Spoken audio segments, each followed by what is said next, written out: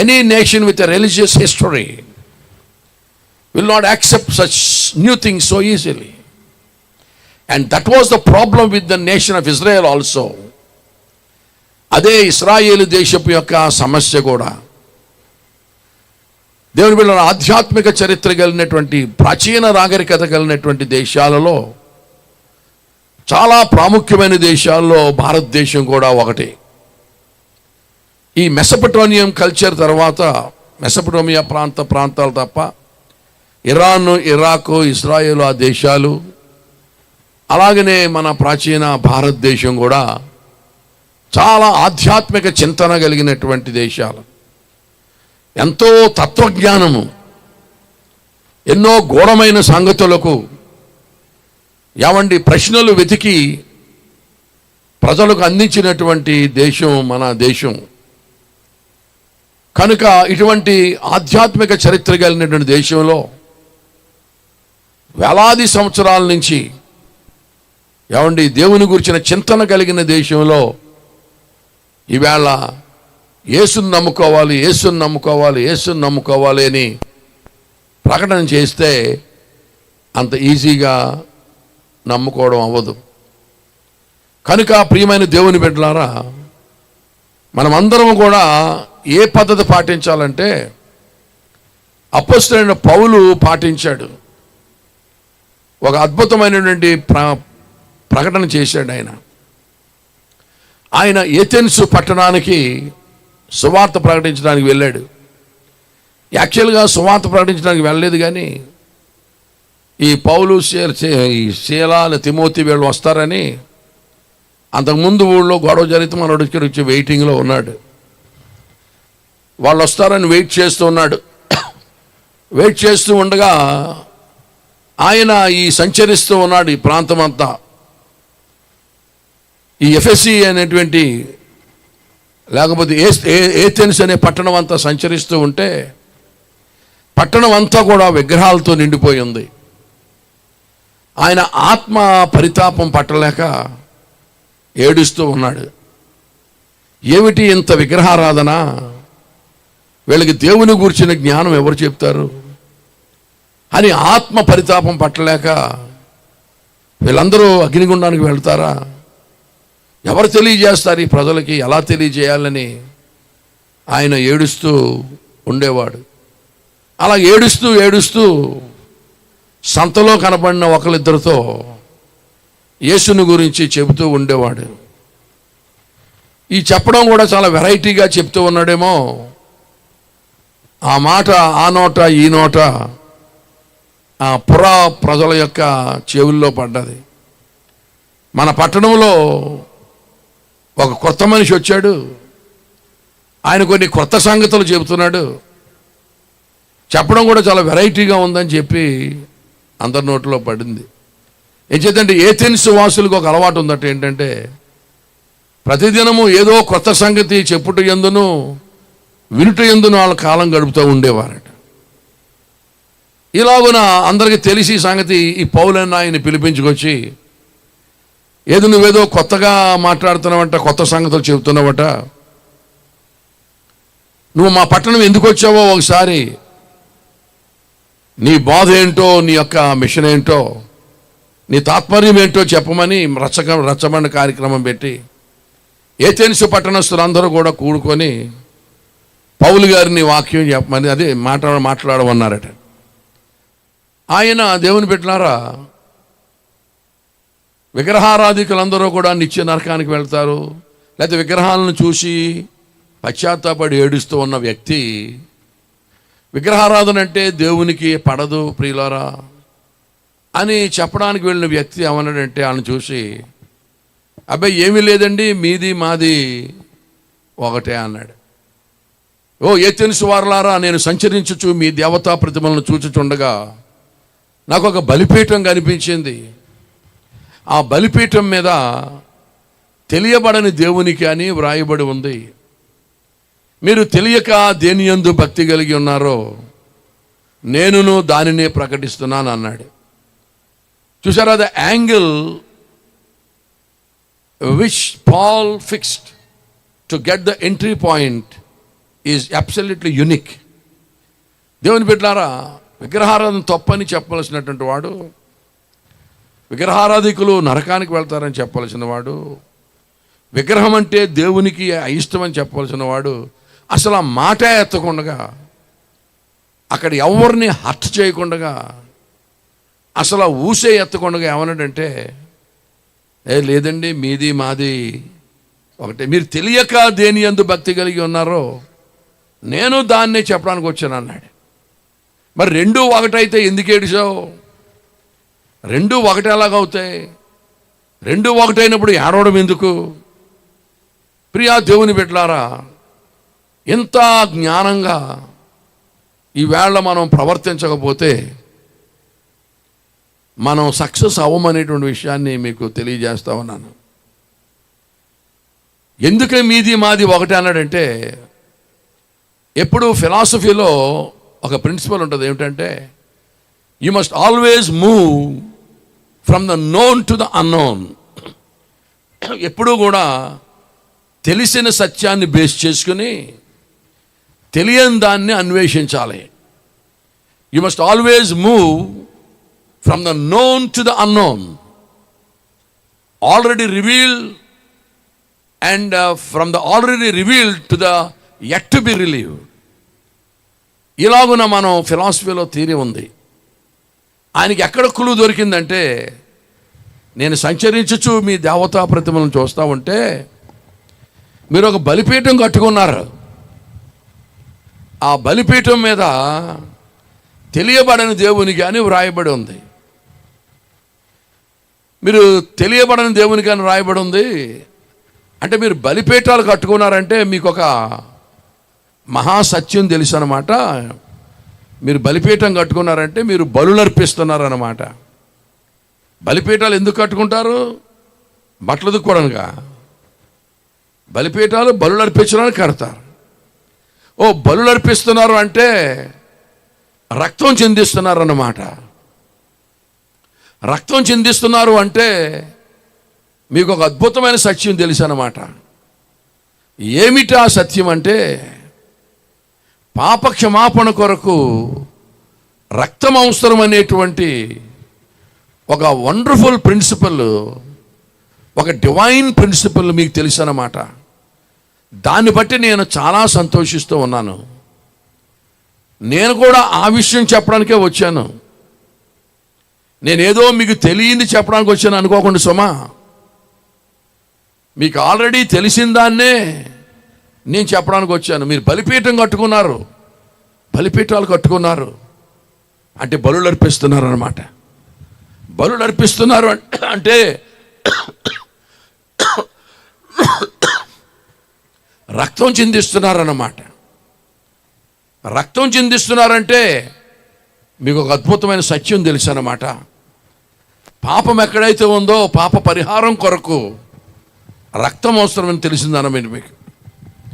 నేను దాన్ని చెప్పడానికి వచ్చాను. అయితే మీది మాది ఒకటే అని ఎందుకన్నానంటే, అందుకే అదే చిన్న తేడా, ఒక చిన్న మార్పు మాత్రం మీరు గమనించాలి. అదేమిటంటే, ఇక జంతువుల రక్తం మనకు అవసరం లేదు అని చెప్పడానికి వచ్చాను అన్నాడు. చాలా సెన్సిటివ్ పాయింట్. ఎవరి విశ్వాసాన్ని మనం హర్ట్ చేయకూడదు. తాత ముత్తాతల దగ్గర నుంచి ఏదో ఒక విషయాన్ని నమ్ముకుంటూ వస్తే అది ఉన్నట్టుండి సడన్గా అది వేస్ట్, అదంతా చెత్త తీసిపడాయంటే అంత ఈజీ కాదు. కనుక చాలా సెన్సిటివ్ మ్యాటర్ ఇది. చాలా స్మూత్గా ఆపరేట్ చేస్తూ ఉన్నాడు ప్రియులారా. చిన్న మార్పు ఏమిటంటే, దేవుడు ఈ యొక్క రక్తాన్ని మార్చి ఇంకొక కొత్త రక్తాన్ని ఇంట్రడ్యూస్ చేశాడు. దేవుని బిడ్డలారా, ఒక ప్రశ్న అడుగుతాను, సమాధానం చెప్పండి. ప్రతి తరములోనూ, ప్రతి జాతిలోనూ, ప్రతి దేశంలోనూ పాప క్షమాపణ కొరకు దేవుడు ఏర్పాటు చేసినటువంటిది మందు జంతువుల రక్తమా, యేసు రక్తమా? చెప్పాలి. ప్రతి తరములో, ప్రతి జాతిలో, ప్రతి దేశంలో పాప క్షమాపణ కొరకు దేవుడు ఏర్పాటు చేసిన నియమించిన మందు, యాంటీడోట్. జంతువుల రక్తమా, యేసు రక్తమా? కాదు కాదు కాదు, జంతువుల రక్తమే. అందుకనే లోకమంతా ఈ జంతు బలి ఉన్నది. ఏథెన్సులో జంతువులు నరిపిస్తూ ఉన్నారు, ఇజ్రాయెల్ దేశంలో జంతు బలి ఉంది, ప్రపంచ దేశాలన్నింటిలో కూడా జంతు బలి ఉంది. ప్రత్యేకంగా మన భారతదేశంలో ఈ యొక్క బలికర్మకాండ ఉంది. అజామేధ యాగము, అశ్వమేధ యాగము, నరమేధము, గోమేధము, వాజపేయము అనే బలికర్మకాండ ఉంది. వాజ్పేయి గారి పేరు అదొక బలికర్మకాండ. అజామేధ యాగము, అశ్వమేధ యాగము, నరమేధము, గోమేధము, వాజపేయం అని బలికర్మకాండ ఉంది. ప్రియ దేవుని పెట్టారా, ఈ ప్రపంచమంతా ఉంది అంటే ఎవరు పెట్టారన్నమాట? దేవుడే నియమించాడు. ఇశ్రాయేలుని బలులు అర్పించమన్నాడు. అయితే దేవుని బిడ్డలారా, ప్రతి మందుకి కూడా ఒక ఎక్స్పైరీ డేట్ ఉంటుంది. ఇది సువార్తలో పాఠ్యభాగం. ప్రతి మందుకి ఒక ఎక్స్పైరీ డేట్ ఉంటుంది. ఆ ఎక్స్పైరీ డేట్ అయిపోయిన తర్వాత మందు చచ్చిపోద్ది. మందు చచ్చిపోయిందంటే ఆ చచ్చిపోయిన మందుని కనుక మనం మింగామంటే అది విషమైపోద్ది. ఒకప్పుడు మేలు చేసింది దాని టైం అయిపోయిన తర్వాత అదే మనకి కీడు చేస్తుంది. అందుకని మందులు కొనుక్కునేటప్పుడు ఎక్స్పైరీ డేట్ చూసి కొనుక్కోవాలి. అలాగే జంతువుల రక్తాన్ని కూడా దేవుడు ఒక కాల నిర్ణయం చేశాడు. దేవుడు ఒక కాలాన్ని నిర్ణయించాడు. అంతవరకు జంతువుల రక్తం పనికొస్తుంది. దాని తర్వాత జంతువుల రక్తం పనికిరాదు, చచ్చిపోద్ది. ఈ యొక్క చిన్న సవరణ మీకు చెప్పడానికి నేను వచ్చాను. మన దేశంలో, మన ప్రపంచంలో యజ్ఞయాగాదుల్లో వేలాది లక్షలాది పశువులు ప్రపంచవ్యాప్తంగా చంపబడుతూ ఉన్నాయి. ఇక మనం అది చేయనవసరం లేదు. దేవదేవుడు ఒక అద్భుత కార్యం చేశాడు. ఈ యొక్క జంతువుల రక్తాన్ని ఆయన తీసివేసి దాని స్థానములో దానికంటే శ్రేష్టమైన, మిక్కిలి విలువైన తన ప్రియ కుమారుని యొక్క రక్తాన్ని ప్రోక్షించి ప్రవేశపెట్టాడు. కనుక ఇక మీదట మనం అందరం కూడా పాప క్షమాపణ కొరకు ఆశ్రయించవలసింది జంతువుల రక్తం కాదు, యేసు రక్తమును ఆశ్రయించాలి. కనుక మీరు అభ్యంతర పడకపోతే ఈ మాట చెప్పడానికి మీ ఊళ్ళోకి వచ్చాను. ఈ మార్పు మీకు ఇంకా తెలియలేదా? మీరు చాలా విషయాల్లో అడ్వాన్స్గా ఉంటారు కదా. ప్రతి కొత్త సంగతిని మీరు ఎప్పటికప్పుడు తర్కిస్తూ ఉంటారు కదా. ఏథెన్స్ వాసులు చాలా జ్ఞానులు ఉన్నటువంటి దేశం కదా ఈ దేశం. మరి ఈ మార్పు మీరు గమనించాలని చెప్తూ, మేము తెలిసి చచ్చిపోయిన మందు మింగుతూ ఉంటే మీకు కలిగే కీడు మేము ఎరిగి చెప్పకుండా ఉండలేకపోతా ఉన్నాం. కనుక మీరు అన్యదా భావించొద్దని ఎంట్రీ పాయింట్ తీసుకున్నాడు. దేవునికి స్తోత్రం చెప్పారా? హల్లెలూయా చెప్పారా? ఎవరిని దూషించకుండా, ద్వేషించకుండా, వాళ్ళని కాదనకుండా ఈ పాయింట్ ద్వారా ఎంటర్ అయ్యి మొట్టమొదట వాళ్ళ అటెన్షన్ టేకప్ చేశాడు. నువ్వు ముందే కొమ్మ నరికేసి నువ్వు టెదవ నీకేం తెలీదు అని మొదలెడితే అసలు నీ మాట ఎవడా వినడం. ఈవేళ ఈ నాలెడ్జ్లోనికి మనం అత్యవసరంగా రావలసిన ఆవశ్యకత ఉన్నది. ప్రియా దేవుని బిడ్డలారా, ఆధ్యాత్మిక చింతన కలిగిన దేశాలు కొత్త విషయం యాక్సెప్ట్ చేయమని చెప్పాను కదా. ఇశ్రాయేల్ దేశం కూడా అదే. ఇశ్రాయేల్ దేశానికి ధర్మశాస్త్రం ఉంది, యాజకులు ఉన్నారు, లేవీయులు ఉన్నారు, ప్రవక్తలు ఉన్నారు, ఏమంటే అర్చనాచారాదులు, చాలా నిబంధనలు అన్నీ ఉన్నాయి.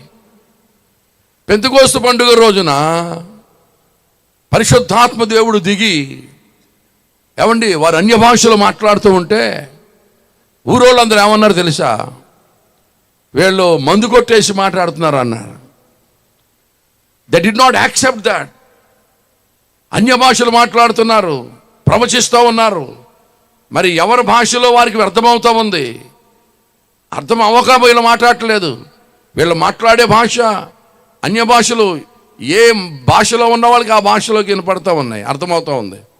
అయినప్పటికీ మందు కొట్టేసి మాట్లాడుతున్నారు అన్నారు.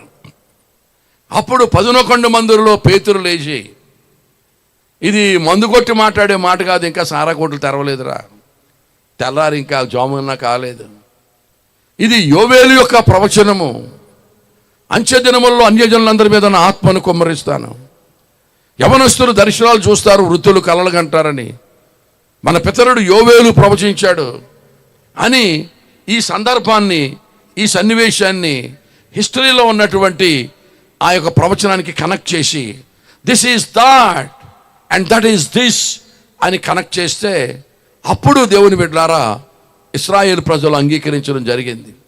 అప్పుడు సువార్త నమ్మడం జరిగింది.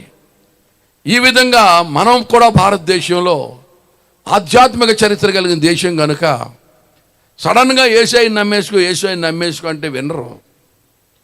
This is that, that is this, అదే ఇది, ఇదే అది అని కనెక్ట్ చేయాలి.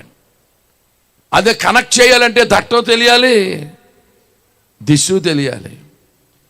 దట్టో తెలియాలి, దిస్సు తెలియాలి. లేకపోతే తుస్సే అని నేను అనను కానీ రోజులు బాగోలేదు. నేను సాక్ష్యం చెబుతూ ఉండగా మూలవాక్యం చదివాను కదా, యేసును గూర్చిన సాక్ష్యము ప్రవచన సారమని చెప్పాను కదా, నువ్వు ఇక్కడి నుంచి బిగించేయి అని పరిశుద్ధాత్మ దేవుడు మాట్లాడుతున్నాడు. దేవునికి స్తోత్రం కలుగునుగా. హల్లెలూయా చెప్పండి గట్టిగా, హల్లెలూయా. కనుక దేవుని బిడ్డలారా, మీ కవీశ్వరులో కొందరు ఎలాగూ చెప్పుచున్నారు కదా అని భక్తుడైన పౌలు ఆ కవులను కోట్ చేస్తూ ఉన్నాడు. వాళ్ళ యొక్క స్క్రిప్చర్స్ కోట్ చేస్తూ ఉన్నాడు. కోట్ చేసి this is that and that is this అని ప్రారంభించాడు. కనుక ఈవేళ మనం సువార్త ప్రకటించేటప్పుడు చాలా జ్ఞానంగా ప్రకటిస్తూ ఇదే మనదే, ఇది మనది కాదు అనేటువంటి అభ్యంతరాన్ని తొలగించాలి. మన భారతీయులు స్వతహాగా భక్తిపరులు, వేదాంతపరులు, దేవుడని తెలిస్తే దండం పెట్టుకుని లెంపలేసుకునేటువంటి స్వభావం గలవారు. మిగిలిన పాశ్చాత్య దేశస్తులాగా గేరపకోడీలు కాదు. భక్తిపరులు భారతీయులు కొంచెం దేవుడని తెలిస్తే మాత్రం దండం పెట్టుకుని లెంపలేసుకొని మొక్కేటువంటి స్వభావం కలిగిన వారు. ఈవేళ యేసుని ఎందుకు కాదంటున్నారంటే ఈయన మనోడు కాదనేటువంటి బీజం పడిపోయింది బాగా. ఈయన మనకు సంబంధం లేదు, మనోడు కాదు, మనకు కావలసినంత మంది ఉన్నారు, పెట్టింది మనకు కావలసినంత మంది ఉన్నారనేటువంటి ఆ భయంకరమైనటువంటి బీజం పడింది. అది కాదు, అది తప్పు, అది మనం ప్రకటించాలి. ఈవేళ ఇశ్రాయేలీయులు చేసినటువంటి పాపమే మన భారతీయులు కూడా చేస్తూ ఉన్నారు. ఇశ్రాయేలీయుల దగ్గరికి దేవుడు తన స్వకీయుల యొద్దకు ఆయన వచ్చాడు, ఆయన సొంత ప్రజల దగ్గరికి ఆయన వచ్చాడు. ఈయన మావోడు కాదు, ఈయన మెస్సియా కాదు అని ఆయన సిలువ వేసి తృణీకరించారు. He doesn't belong to us, no no no, he is not Messiah. ఆయన మెస్సియా కాదు, ఆయన దేవకుమారుడు కాదు, ఈయన సిలువ వేసేయండి, ఈయన రక్తం మా మీద మా పిల్లల మీద ఉండమని చెప్పి యేసును సిలువ వేశారు. ప్రియులారా, మావాడు కాదని ఇప్పటికీ ఇశ్రాయేలీయులు చాలామంది యేసును నమ్మరు. అదే పని ఈవేళ మన భారతీయులు కూడా చేస్తూ ఉన్నారు. యేసు మనవాడే అనే సంగతి వాళ్ళకి అర్థం కావాలి. దేవునికి స్తోత్రం కలుగునుగాక.